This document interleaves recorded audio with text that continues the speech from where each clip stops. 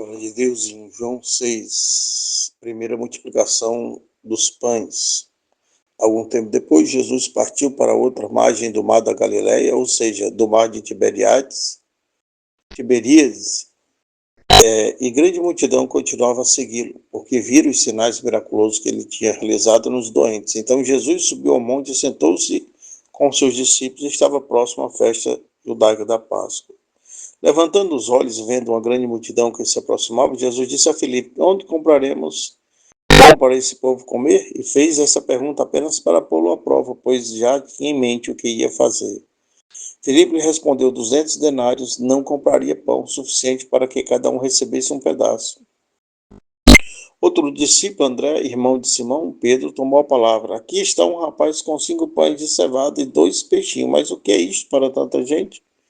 Disse Jesus: mandem o povo assentar-se. Havia uma grama naquele lugar e todos se assentaram. Eram cerca de 5.000 homens. Então Jesus tomou os pães, deu graças e os repartiu entre os que estavam assentados, tanto quantos queriam, e fez o mesmo com os peixes. Depois que todos receberam o suficiente para comer, disse aos seus discípulos: ajunte os pedaços que sobraram, que nada seja desperdiçado. Então eles os ajuntaram e encheram 12 cestos cheios com os pedaços dos 5 pães de cevada, deixados por aqueles que tinham comido. Depois veio o sinal miraculoso que Jesus tinha realizado. O povo começou a dizer: sem dúvida, este é o profeta que devia vir ao mundo. Sabendo Jesus que pretendiam proclamar o rei à força, retirou-se novamente sozinho para o monte. Essa é uma palavra de bênção para a sua vida hoje. Uma palavra que vai levantar a sua fé, que vai despertar você para a multiplicação na sua vida. Às vezes o que você tem nesse momento é tão pouco, mas Deus pode fazer esse pouco multiplicar e ser abundante ao ponto de sobrar.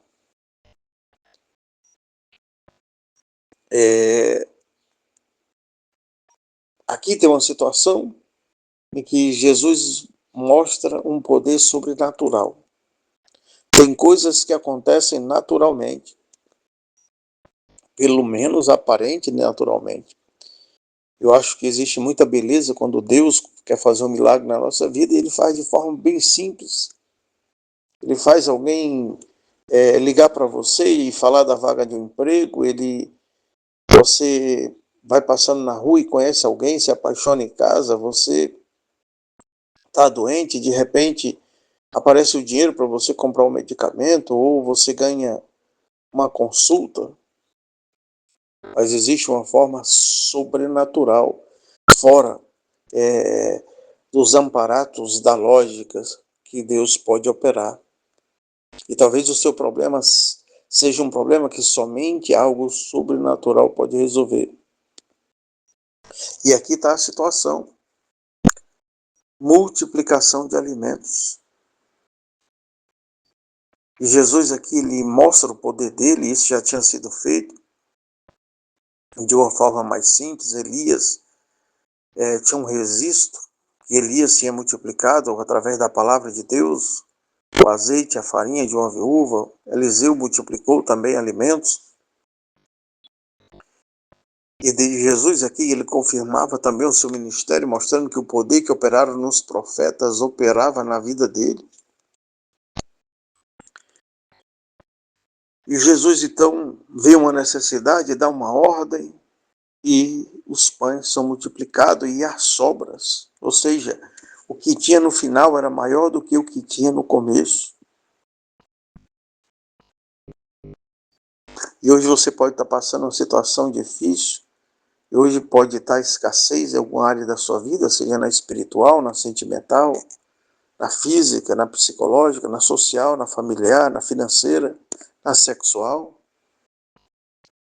Mas Deus pode fazer com que isso multiplique. Quando eu falo na sexual, Deus abençoa a vida sexual também. Abraão já era velho, idade avançada, e o anjo diz: daqui a um ano você vai ter um filho. E Sara ri porque ela diz: eu encerrei o costume das mulheres, ou seja, ela tinha entrado na menopausa e já não menstruava mais. e não ovulava mais, na verdade, a menstruação era só consequência,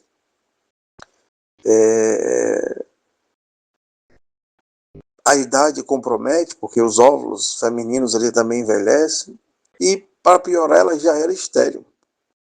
E para piorar mais ainda a situação, Abraão já é velho. Ela disse, meu marido já é velho. Ela quis dizer que não tinha Viagra da época, que não tinha Tadalafila, que não tinha nada para resolver o problema dele. Ele não era mais de nada. Ela também já era velha. Então ela quis dizer que, ou seja, se existia uma coisa impossível, era ela engravidar, porque ela era estéril, porque ela já estava na menopausa, e a menopausa é quando a pessoa não é a última menstruação da mulher. Então, o período que a pessoa passa ali antes da menopausa é chamado climatério, que vai tendo aquelas alterações até o dia que não menstrua mais. E para piorar, o marido dela não fazia mais nada mesmo. Talvez tivesse já meses, anos que não tocava em Sara. Ou seja, se tinha uma situação que estava no grupo das impossibilidades, era o nascimento de Isaac. E talvez esteja assim a sua vida espiritual, e talvez esteja assim a sua vida sentimental, talvez esteja assim a sua vida física e psicológica, a sua saúde. Talvez esteja assim a tua vida social e familiar sem sentido. Talvez esteja assim a teu lar, a tua casa. Talvez esteja assim a tua vida sexual. Talvez esteja assim a tua vida financeira. Uma vida financeira dentro da impossibilidade de prosperar. Porque às vezes você não prospera porque você não tem capacidade intelectual, você acha. Talvez você esteja numa situação que você não tem cursos, que você não tem dinheiro, que às vezes você não tem idade, não tem força e nem tem saúde para prosperar. Mas Deus sempre entrou em situações assim e mudou a história. E um ano depois, Isaac estava lá para provar que o mais importante na tua prova não é a situação que você está, mas a palavra de Deus na tua vida. E hoje a palavra de Deus diz para você, vai ter milagre e multiplicação. Não importa a situação que você está. Davi estava na caverna.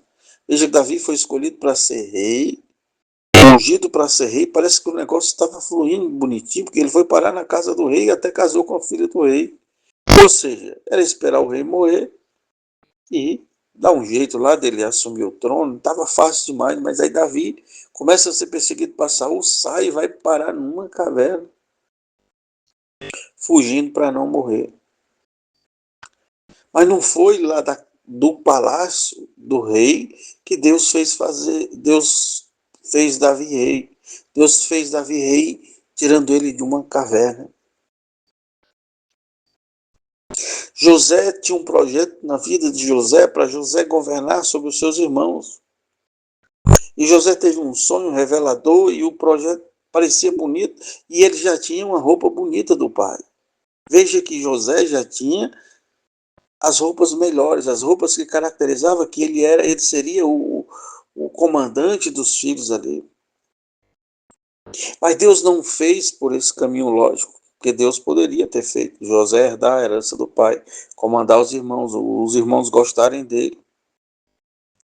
Não, Deus pegou José e levou ele para uma cova, depois levou ele para a casa de um homem para ser injustiçado, depois levou ele para a cadeia, e foi da cadeia que Deus tirou José para ser governador do Egito.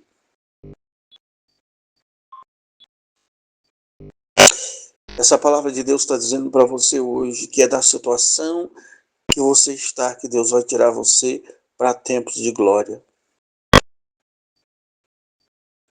É da situação difícil que você está hoje que Deus vai levar você para a fartura.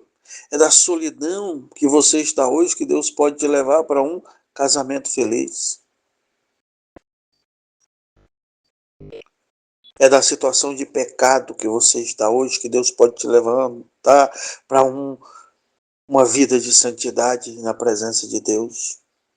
É de um homem esquecido, de uma mulher esquecida pela sociedade, pela família, para se tornar cabeça dessa sociedade, dessa família. É de uma vida sexual medíocre, é de uma vida financeira medíocre que Deus pode te levar à multiplicação e à bênção de forma que vai surpreender todos. Porque o poder de Deus é o que importa na sua vida. Na vida de Davi, o que importava não era a caverna, era a palavra de Deus que tinha sido dita a ele. Na vida de José, era a palavra de Deus revelada por sonho a ele. Aqui tinha fome e tinha alguns pães e alguns peixes. Mas a relação entre pão e peixe e a quantidade de pessoas aqui não era o que importava. Porque realmente, se tinha 5.000 homens, 4.000 homens, você tem que dobrar ou triplicar isso, porque tem mulheres, tem crianças. Talvez tivesse 15.000 pessoas, 20.000 pessoas. Eu quero que você entenda que o que importa não é a relação entre o que tinha e a necessidade. Você está devendo uma dívida e a quantidade de dinheiro que você tem não dá para pagar, não importa essa relação. Você tem um tempo, você se acha velho e velha e acha que não pode casar, não pode prosperar, não pode ter uma vida feliz porque você não tem mais tempo, mas a relação aqui não é tempo. O tempo não importa, a situação que você está não importa, o dinheiro que você tem não importa, a tua condição financeira não importa, o que importa é o que a palavra de Deus diz para você, a palavra de Deus diz para você, é tempo de multiplicação na sua vida. Hoje começa um dia de bênção na tua história.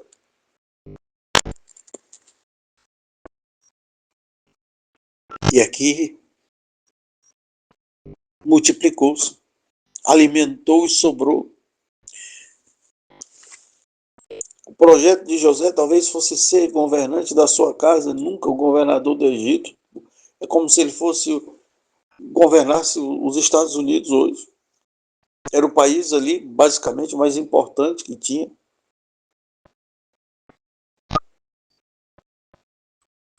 O projeto de Davi era algo pequeno.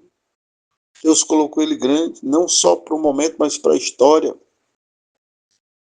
do cristianismo, das religiões, de origem abraâmica.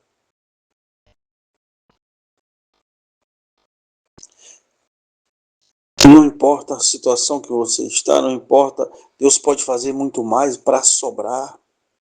Sobrou pães aqui, sobrou para Davi, sobrou para José e vai sobrar para você também. Então Deus vai estar mudando hoje a tua história, hoje é dia de mudança na tua vida.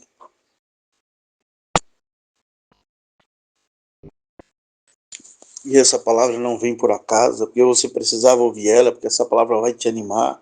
Não importa a situação que você está, não importa que está tudo dando errado, o que importa é o que a palavra de Deus diz para você hoje.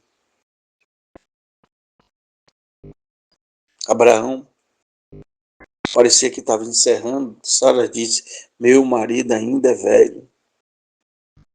E veja o que acontece com Abraão. Sara morre. Abraão casa de novo. Tem mais 6 filhos. Talvez até mais. Porque a Bíblia diz que as suas concubinas, Deus deu a Abraão pouca coisa. Ninguém sabe se ele estava se referindo a H e a outra concubina, que ele casou depois de Sara. Chamou a outra de concubina também. Ou se ela era esposa e houveram outras concubinas. Sei que da mulher que ele teve depois de Sara, ele teve mais 6 filhos.